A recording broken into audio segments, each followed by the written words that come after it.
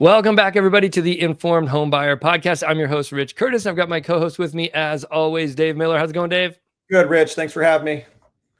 All right, we're jumping into everybody's favorite topic here. We're doing another rate update for you. So this is our first rate update of 2025. We're going to go over what the Fed said at their meeting at the end of January, how that's been playing out in the marketplace right now, where rates are now, compare those to where rates have been historically, and where we think rates are going to go in the future. We are going to make a few months prediction, and we're going to go out on a limb and even make a full year prediction here.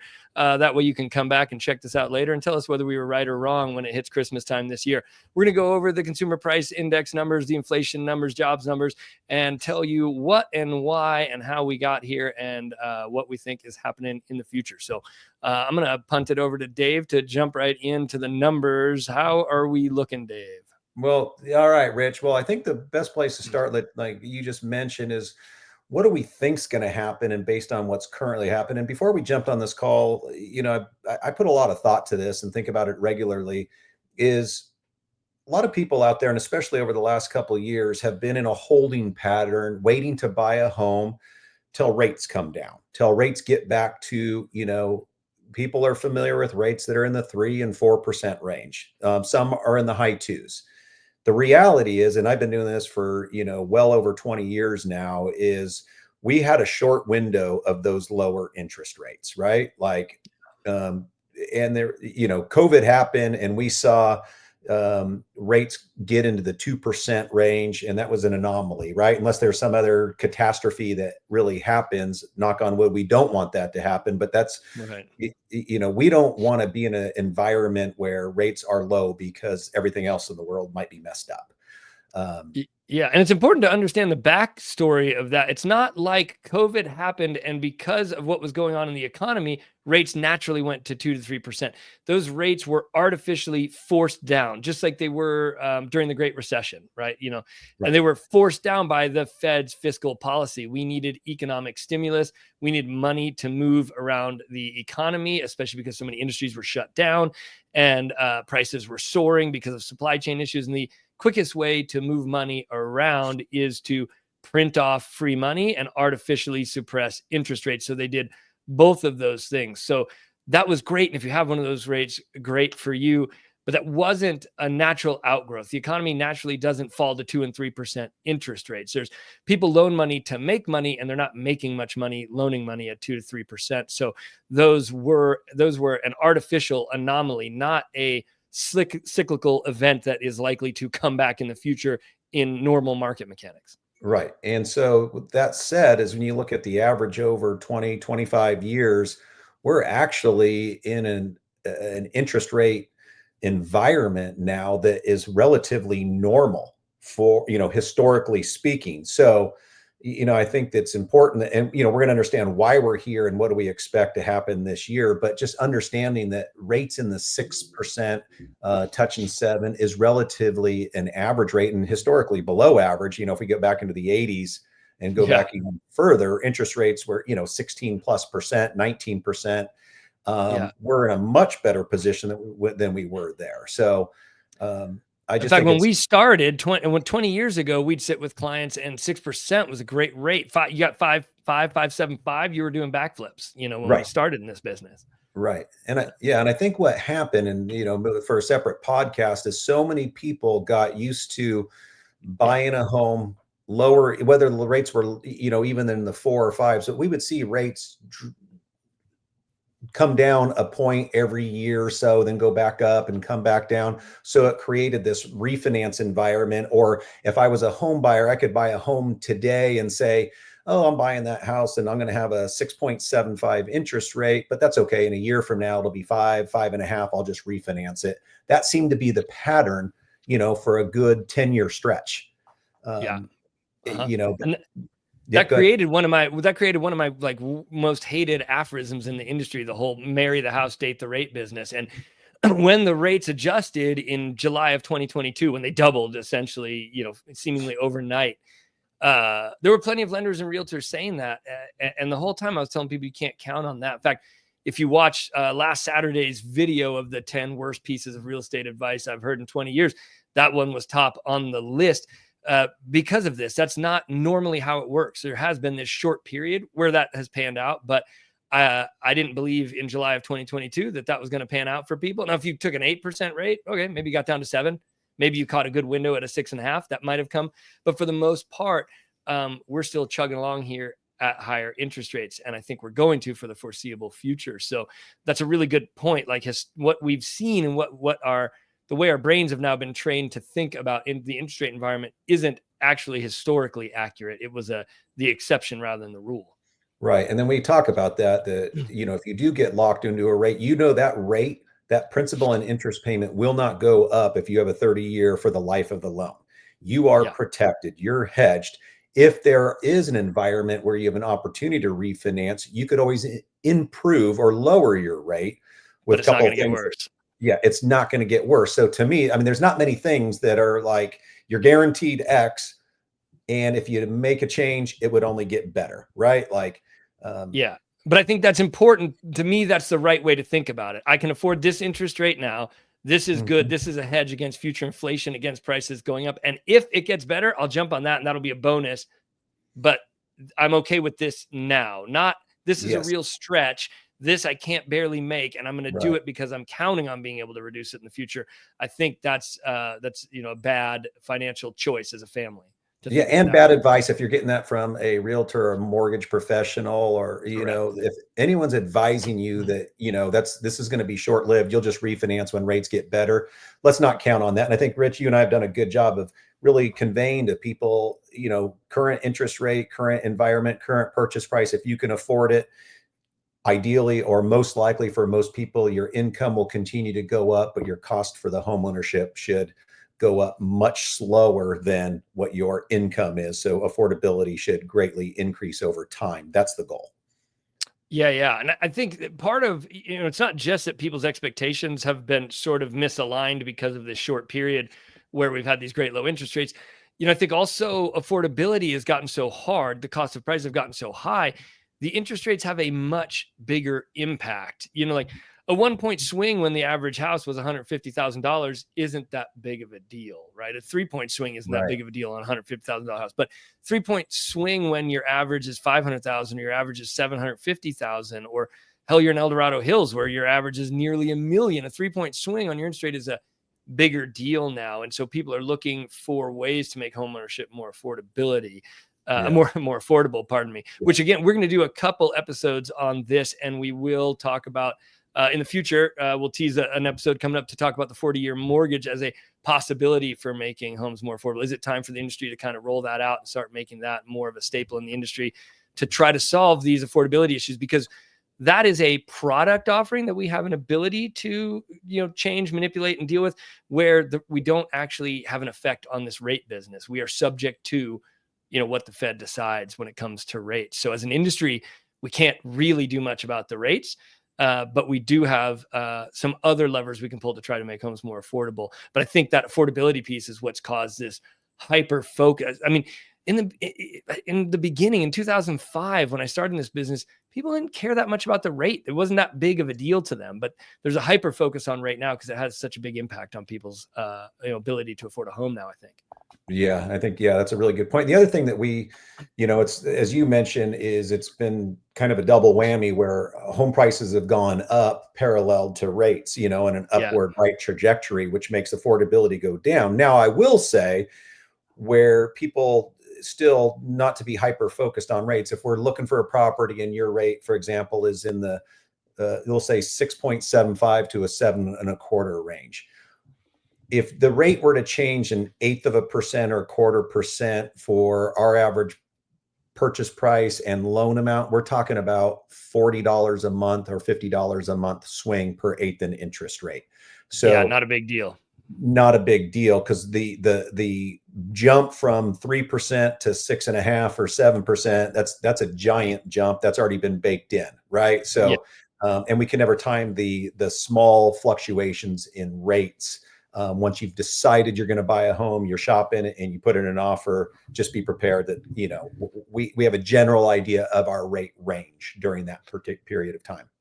Yeah, and I think that's where we're at. Is it's time for the industry and the public to accept that 6 to 7% is where we're at, And then those little fluctuations, as you say, 40, 50 bucks a month don't really matter that much. Or if they do, if 40 to 50 bucks is a deal breaker for you, then I encourage you to take a step back and evaluate whether you should be buying a house at all right now. Because if your budget's that tight, I mean, homeownership comes with a lot of other costs. And if your budget's that tight, it might not be the right time for you. So that as an industry and as a public, we need to make that mental shift that the 3.5, isn't coming back, at least not in the foreseeable future.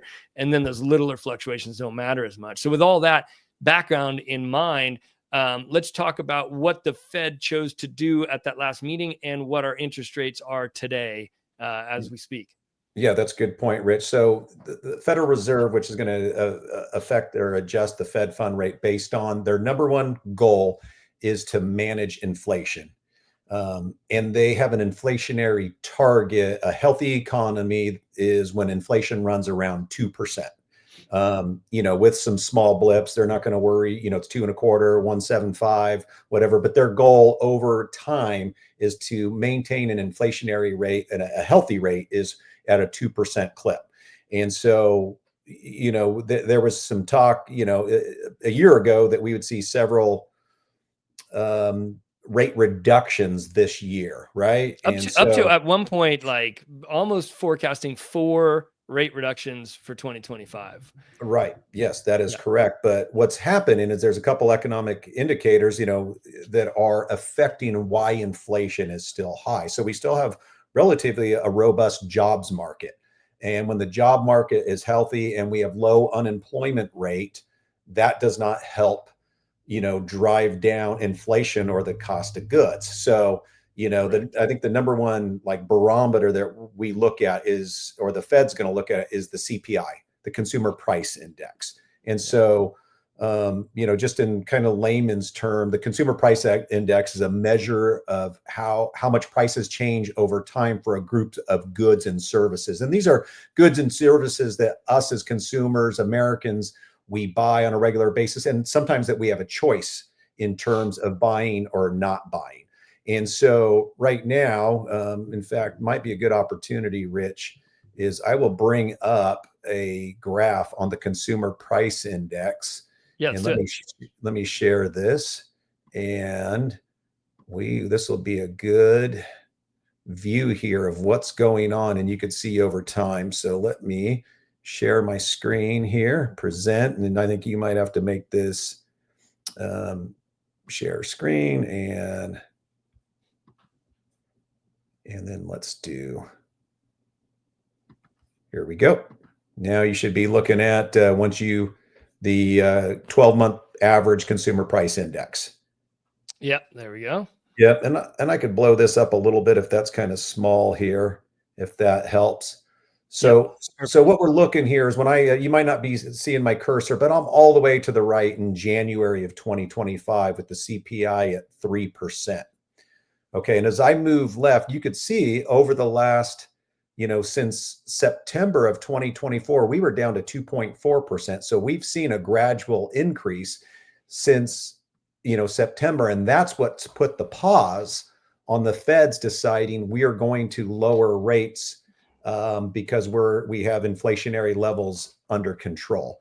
And we can go back in time, and this is going back, if we go back to, 2020 here, you can see that the CPI is at 0.1%. So the cost of goods and services, we were in a situation where the inflationary rate was super, super low. So the Feds were able to keep interest rates low at that point in time. And then you can see here, we see this large increase in our highest, which this isn't, when I say 9.1, that doesn't mean mortgage rates were at 9.1. This is going to more mirror what our inflationary rates look like. And then we made some gains here, and we saw the Feds come out and lower rates a couple times here and at different increments. And then we were just kind of bouncing in this 3% window. We got to 2.5. Things were looking rosy. 2025, we're going to lower maybe at up to a point or more. And then we got into this window here, the election, some other things going on here. January 2025, we're at 3%. I'll pause for a second there, Rich. Any comments or? We'll go back to that peak there. I'm guessing that peak is probably July of 2022 when they doubled the interest rates overnight because inflation was approaching 10% and they started to panic. Um, The highest point there. What are we at there? Boom, June 9.1, 2022. Yeah, June June 2022. 2022. So in Yep. July 2022 is when we went from like 3.5 to 7% overnight, and then it increased to 8% shortly thereafter. And the real estate market essentially came to a grinding halt right then. And so that Right. moment was from the low of 0.1 in January of 2020. What happened in between there was COVID. They printed off a bunch of free money. So people were spending a lot of money. So Yep. goods went up in price. Also, supply chain issues hit. So goods went up in price. So inflation just took off rampantly. And that's when, just after that June high, the Fed came out and said, we got to do something before the wheels come off the bus here. And they essentially doubled our interest rates overnight. And then by the end of the year had more than doubled our interest rates. So that's the inflection point where we started to pay the piper for the fiscal policy of the pandemic. Right. And it's a great analysis, Rich. And what this did is it worked perfectly from the Fed's perspective. This is their tool. This is what they Yeah, do to curb inflation. So everything went as they planned, and how they use the effect and movement of interest rates to manage the economy and the cost of money. It worked the way it was designated to. Now, us as correct. consumers and home buyers, not great, right? Like, but that's just what's going to happen. And sometimes you got to ride that out. And I just think we're in a situation where, at least in the foreseeable future, now with the new administration, with tariffs, the talk of more tariffs, what is that going to do? That's going to increase. So if the cost for goods and services coming into the country are going to cost more, our domestic manufacturers and the suppliers of our goods and service pay more. One thing, they can't just eat that, they have to pass that on. So they pass that on to the consumer, which again is going to Yeah. cause the consumer price index to continue to go up, which in turn is going to either cause the Fed Reserve to maintain rates where they're at, or potentially consider raising rates if it gets out of control. Yeah, let's back that. Let me throw this back up. Let's back that up for just a second. If you, Yeah. when we think about this, when that from that June of 2022, right there, Yep. 9.1, probably in June of 2022, we had 3.5, 3.675 interest rates. Then by July, we were up to like 7.5. And by the end of the year, we had gone to 8 to try Yes. to stem inflation. And so they did a pretty good job. So you can see, Yep. now in this environment, we're down to 2.6 to 3% inflation. And we saw an easing of Fed policy of a total of what they call it's a bunch of gobbledygook to everybody else. They call it 100 basis points, but it's one interest rate point. So we've come down one interest rate point from the peak. Peak rates were 8, just above 8, right, Dave? Yep. What's the highest one you saw actually go down on paper? I would say 8.25. Saw an 8.25 Phew. rate. Yeah. Yeah. So, Um, and today, right now, for an A paper client, now there's a lot of variables that go into this. We have a yeah. lot of podcasts that tell you about that, but just A paper client bread and butter right now. What's today's interest rate? Yeah, that's we usually use a rate range just to, cover ourselves in terms of, there's a lot of different loan Fluctuation. programs and credit scores and whatnot. But typically a rate range might be today, say between 6.5 and 7.5. So the Fed policy has taken us from 8.25 to 6.5 to 7.5 in the last 2 years and a couple of months, basically. That is correct. And Yeah. Rich, you and I have talked a lot, and there was talk in the industry, just survive to 25 was kind of the motto. Yeah. You We know, need to push the target out. We need to push the target out. right. And you really think, and for a long stretch there, and two things were happening. Obviously, the Fed's tool of lowering or maintaining the inflationary rate was working. Then the other part of that is the consumers, recent memory of where rates were, and just a false expectation, right? We all think, okay, let's wait a little bit, things could get a little bit better, and it just really hasn't happened. Yeah. So I Although think that's sort of on the ground tacitly, and Powell kind of alluded to this in his remarks in the question and answer period. We have experienced over the last 6 months the real estate industry really coming back to life. I mean, we're actually quite busy right now. A lot of transaction volume going on right now. Pardon me. And it seems like the consumers actually begun to reset that expectation. A lot of clients have said to me, interest rate or not, I got to move on with my life. And we're Right. seeing that happen. And then in the Yes. jobs market, although the jobs numbers are staying strong, we are seeing sort of on the ground a lot of people having job instability, fear of job instability, or recent layoffs that haven't sort of played through the data yet. And particularly with sort of what's been going on in the federal government, a lot of federal employees have recently been let go. So the next set of job numbers could be a lot worse, which could give us a little, although that's horrible for all of us, horrible for those people. In terms of interest rates, that would be a point in favor of the Fed loosening their policy, meaning potentially looking at a reduction this year. I don't actually see that happening. So not to bury the lead in terms of our predictions, we'll get into some specific policies Yeah. and how they might play out. But if you ask me today, what I think is going to happen with interest rates, I think by the end of the year, we will be where we're at now or worse. I don't see it getting better. And Dave, what's your opinion on that? Yeah, I agree with you, Rich, here. I don't really see it getting better. And I think, when we talk about the industry and us being busier lately, to your point, there's been a couple things that have happened. And, Mm. one being that I think folks have accepted the fact that, they waited a couple years, 2 or 3 years to stay in their Yeah. home, even though it wasn't ideal because they loved that interest rate. And then they got to a certain point and that said, hey, I have grandchildren. I got things going on somewhere else. I just need to sell my house and buy somewhere else and bite the bullet, right? Like you could only go on and be a prisoner to your interest rate for so long.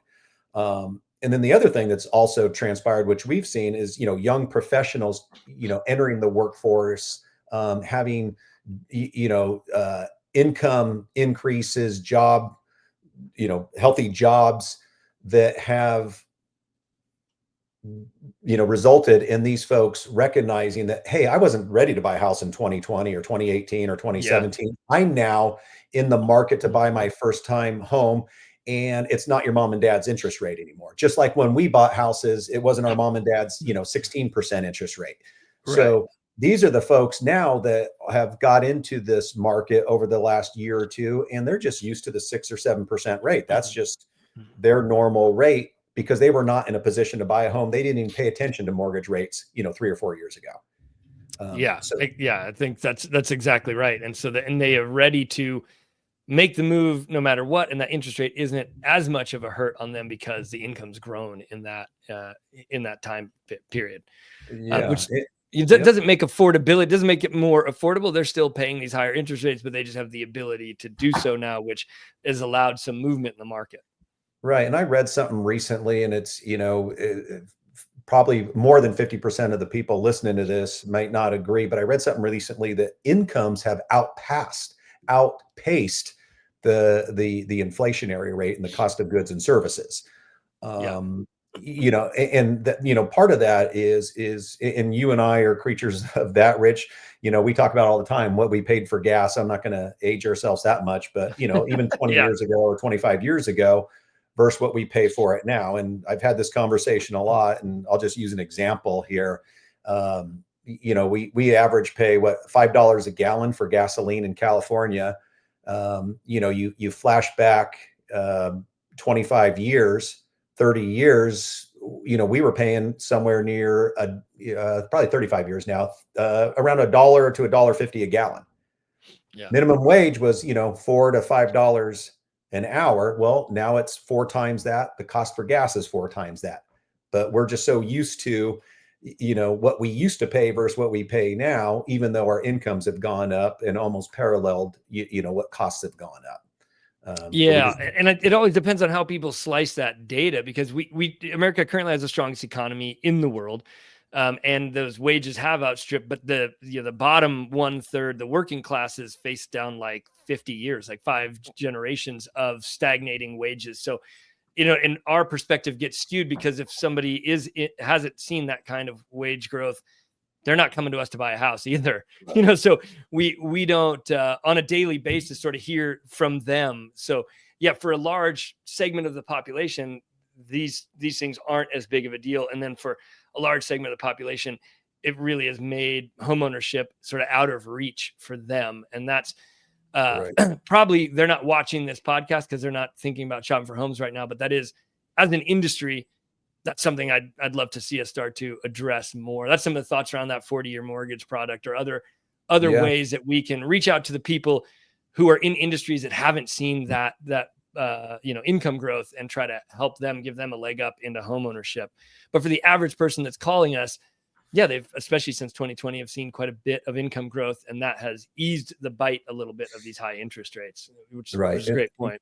Yeah. And back to your question, Rich, where do I foresee this for the remainder of the year? And, the last point I touched on there was the tariffs and the new administration. And I really think we're going to see, we're with anything, we almost have to have some pain before we have healing, right? Like, Yeah. so what's going to happen is the cost of goods and services that we pay is going to go up. It's going to cause inflation to, either increase, or our interest rates to stay the same or go up. Yeah. Now, they're going to get to a certain point where there's got to be a balance there. Are the tariffs working the way they were designed, or are they having a negative effect? Do we have enough outcry? Has it caused enough pain in enough industries where we say, hey, maybe this isn't the overall objective that we're trying to accomplish. So Yeah. usually we see that pendulum. We don't like the pendulum to swing too much one way or the other in a short amount of time, right? We want to see gradual changes one way or the other. And Yeah. as that pendulum swings to the right, and we see the cost of goods and services and interest rates go up, we will get to the point where that's going to stall the economy, and they're going to have to do something to adjust that. And that's just the way we've historically worked. Yeah. And I think Jerome Powell sort of said as much in the last meeting. They said, are you sort of gaming out scenarios around some of the Trump administration's announced policies? And he said, well, yes, we game out a range of possible outcomes from worst to best, but none of these have actually quite been enacted yet.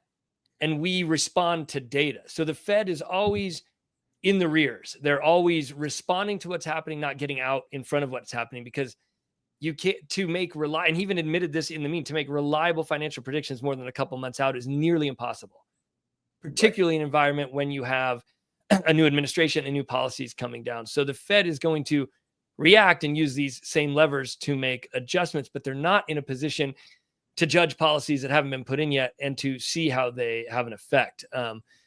If our listeners will indulge us, there's a lot of rhetoric and misinformation around how tariffs work out there. So a very simple explanation on tariffs: we don't charge China tariffs. If someone ships in, an American company is importing goods from China, the American company pays the tariff. The goods come into the port, American company pays the tariff. So if they were buying steel, for one price, and now they're buying it for 25% more, it just costs that company 25% more to bring in the steel. That company has to decide if they're going to eat all that and watch their profit margins go away, which, spoiler alert, that's not how corporations work. So typically they just pass that cost through into the end product. So if they're bringing in steel to make a car, that steel costs 25% more, the end car costs 25% more. It's a little more nuanced and complicated in the math than that, but that's basically how it works. So when people in our industry are talking about how tariffs will affect interest rates, well, of course, we don't import interest rates. So it's not a one-to-one direct effect, but it's going to affect the cost of goods, which affects inflation, which then in turn affects interest rates. So we talked about the CPI.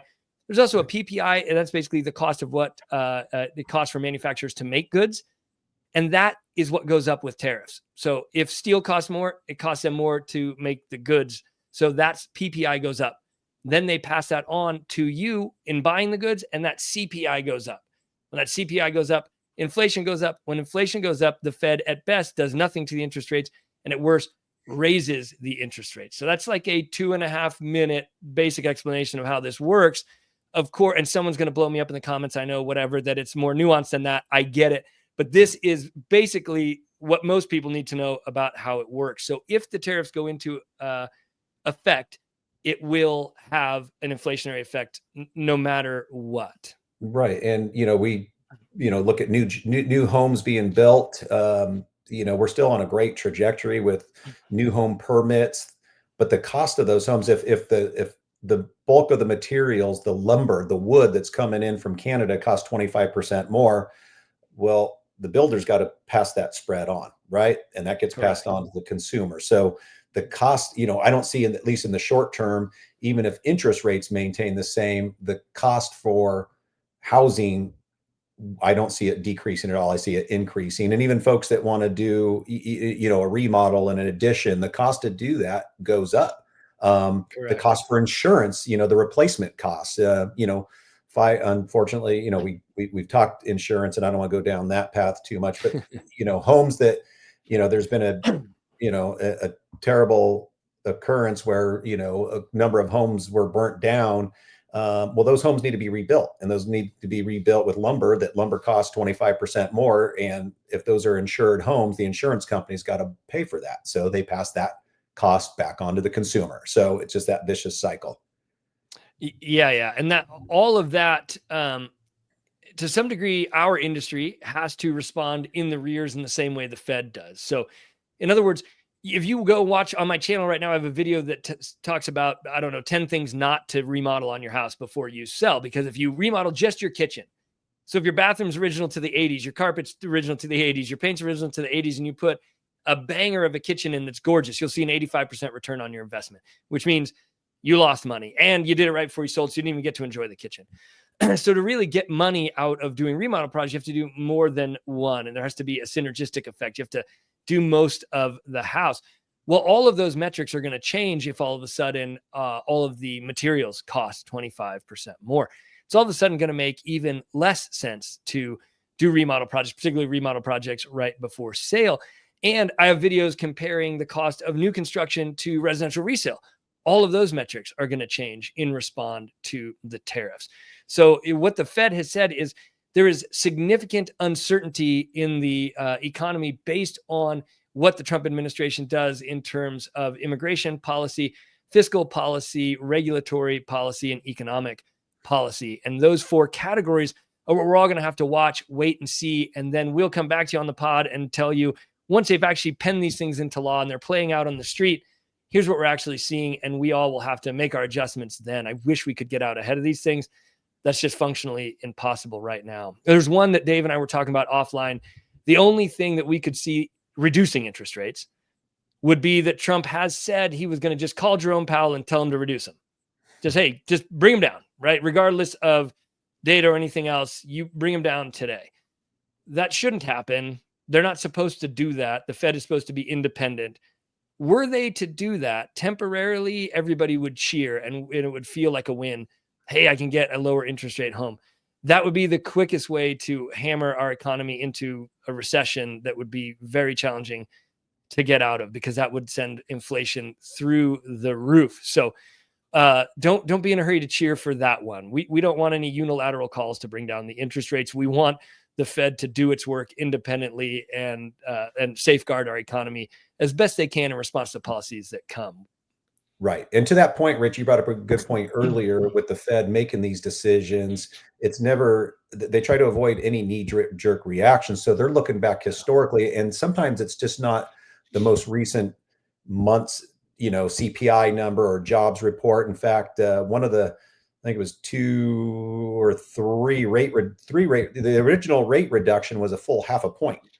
And I know once they did that, I think that created a little bit of concern on their point. They felt, they came out and said, maybe that was a little too aggressive, right? We needed to do something, but it just meant that we held there longer. Hindsight, let's just do 25% and make sure the historic numbers are continuing that trend. So we just don't make a decision based off, one or two readings. We got a pattern here. Because last thing we want to do is see interest rates, go up and down like a roller coaster. We don't want to see that. We're better gradual decrease or very gradual increase until we get to a plateau and seeing it coming down. Yeah, I think they felt like they jumped the shark there. To your point earlier, they wanted to give a little healing for the pain that we had all just gone through, and they went a little too far, but they've really reined that back. I have great respect and a great faith in the very restrained, apolitical, nonpartisan, data-driven way they approach these things. I think we can all have confidence they're going to make the best decisions they can for the economy and for interest rates moving forward. But we're all on this boat together, and we don't know which way it's going to be steered yet. And so we'll jump back on the pod and bring you information that's appropriate once we have it for you. And I think that's probably as good a place as any to wrap this one today. What do you think, Dave? Yeah, I think so as well. And we'll look back at these, what we call predictions. And you can tell we're conservative, and we're not trying to make any crazy predictions, and especially any predictions that would improve our business. That's the last thing we want to do, right? Don't want to sit on here and say, hey, everything's rosy, it's going to be great. Just trying to be realistic with you. But if you're in a position now, you can afford to buy based on all the factors that we present to you, it's a great time, right? There's reasons to do it. You could either continue to rent or whatever that may be, but we're just passing on the information and what we think is going to happen down the road, with a conservative approach. Yeah, and I think to that end, if you're working with any professional in any industry right now, particularly the real estate industry, is saying, hey, go ahead, buy at this rate, even if you can't afford it very much, rates are coming down. I would be very concerned about that advice, and very concerned about what's motivating that statement out of that professional, because the way I see it, there's no data to support that statement. And if there's no data to support that statement, they're making it for another reason. I'll let you draw your own conclusions what that reason might be, but it would make me pause and think about going to get some other advice. Yeah. So, all right, guys, thank you so much for spending a half an hour with us today for your own financial education. I hope this helps. I know it wasn't the rosiest of information. It wasn't all rainbows and butterflies, but that's not where we're at in the economy right now. We want to give you, as always, the best advice so you can make the highest quality real estate decisions you can from the comfort of your couch. And we appreciate you spending the time on your own behalf today with us to make that happen. As always, thank you so much for making it to the end. I'm Rich Curtis. I'm Dave Miller. Thanks for having me, Rich. We'll see you guys on the next one.